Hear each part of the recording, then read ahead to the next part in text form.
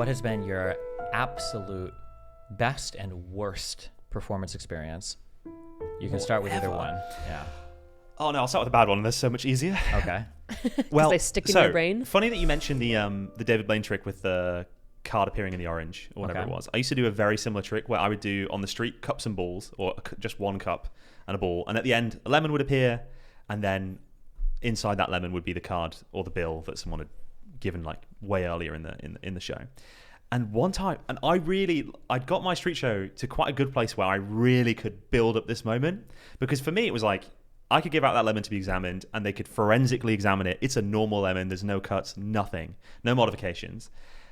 So I really would build this up. And then I would do my hat speech, like saying, at the end, I'm going to hold up my hat, blah, blah, blah. So it was really contingent on this being a good moment.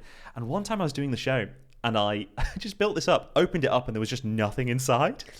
And I had no idea what went wrong. And there was another lemon, because I made two appear, and I was like, okay. And I just grabbed that one, opened it, still nothing. And there was just no card in the lemon. And it was the most awkward ending for what was a really good show up until that moment. And I just awkwardly was like, well, I was like, you know when magicians pretend that they've messed up a trick so something great happens? This isn't one of those times. So that's the end.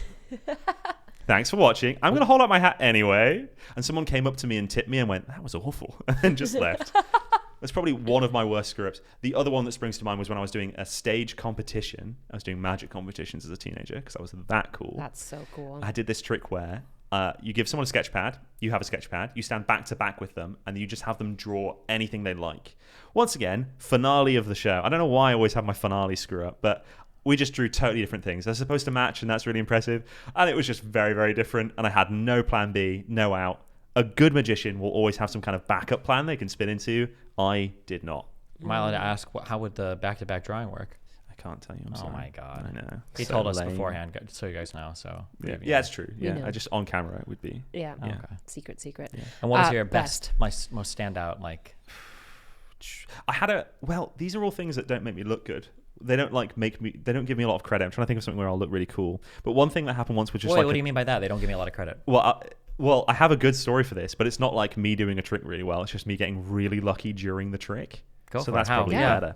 So I would do this trick where I have a deck of cards. It's like a classic plot, and you've turned one card the wrong way around, or you put a card on the table, and you essentially have someone name any card, and that's the card that you turn over.